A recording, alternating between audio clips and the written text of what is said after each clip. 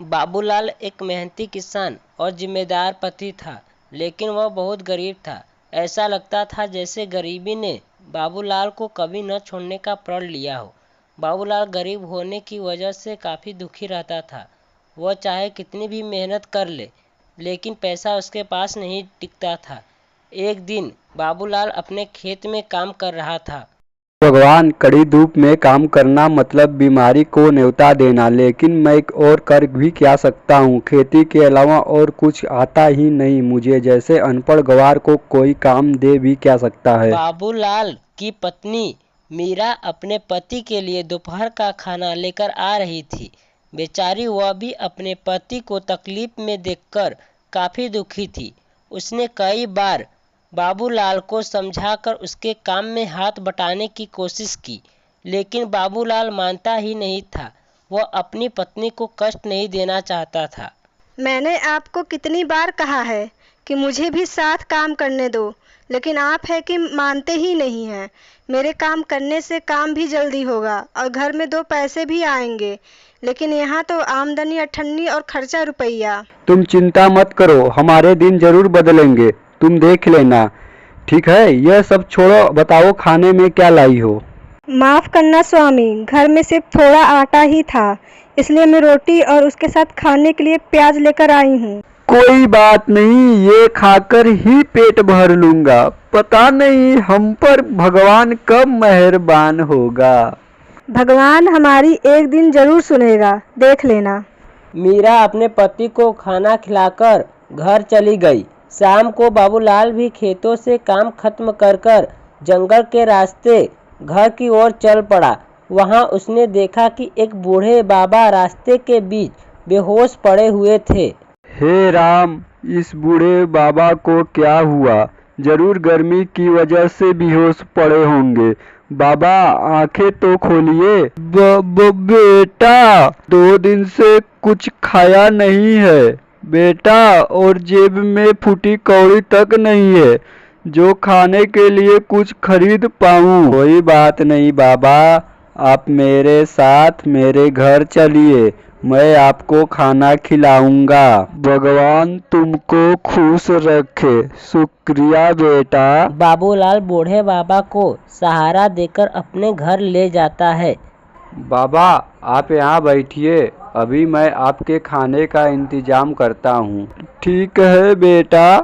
बाबूलाल ने बूढ़े बाबा को खाने के लिए बोल तो दिया, लेकिन वे बहुत चिंतित में था। घर में खाने का कोई सामान नहीं था। मैंने बाबा को खाना खिलाने के लिए तो बोल दिया, पर अब उन्हें खिलाऊंगा क्या? घर में तो कुछ नहीं है, खाने को ना दाल है ना चावल है, बस पीने के लिए पानी है। थोड़ा सा जो आटा बचा था वो मैंने आपको रोटी बनाकर खिला दी, अब क्या करें? तुम चिंता मत करो, मैं बगल वाले घर से लेकर आता हूँ। बाबूलाल बगल में अपने दोस्त मंगल के घर जाता है और खाना लेकर आता है। खाना खाकर बूढ़े बाबा के पेट में जान आई, लेकिन अचानक बूढ़े बाबा के सर के पीछे तेज रोशनी आई। ये बाबा असल में एक हनुमान जी थे। बाबा, आप तो हनुमान जी हैं। हाँ बेटा, मैं हनुमान जी हूँ। मैं तुम्हारा प्रतीक्षा लेने के लिए बूढ़े बाबा का अवतार लेकर आया था, लेकिन तुम एक सच्चे और नेक आदमी हो। मैं तुमसे बहुत प्रसन्न हुआ हूँ, इसलिए मैं तुम्हें वरदान देना चाहता हूँ।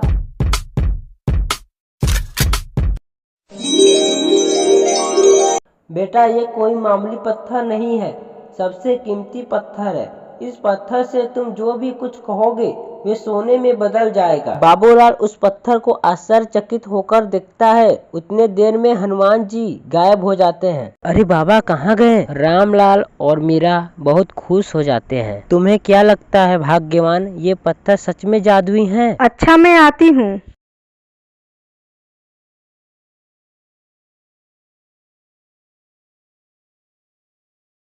उस जादुई पत्थर के कारण मटका सोना में तब्दील होने लगता है और देखते ही देखते वो मटका सोने में बदल जाता है। मुझे यकीन ही नहीं हो रहा है कि मेरे पास इतना कीमती पत्थर है। हाँ, अब हमारे घर में किसी चीज की कमी नहीं होगी। ठीक है, अब ये मटका मैं सोने के दुकान पर बेच आता हूँ।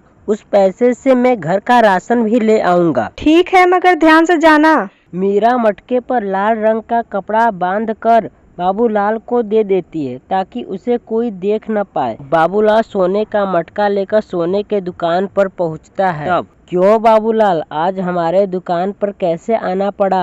मैं यह मटका बेचने आया हूँ। सोने का मटका देखकर सोनार वाले की आंखें खुली की खुली हो गई।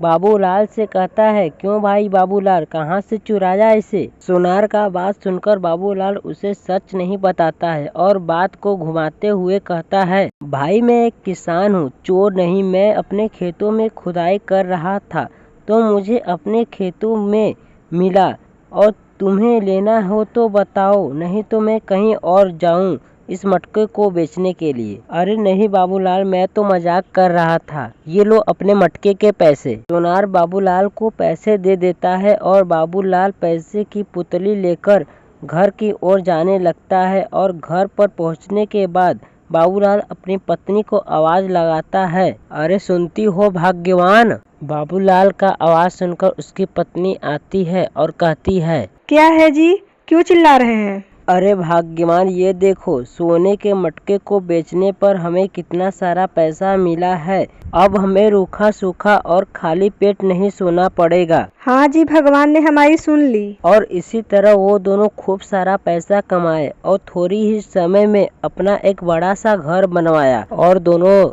खुशी खुशी अपने एक नए घर में रहने लगे। वीडियो अगर पसंद आया है तो वीडियो को लाइक और चैनल को सब्सक्राइब करिए।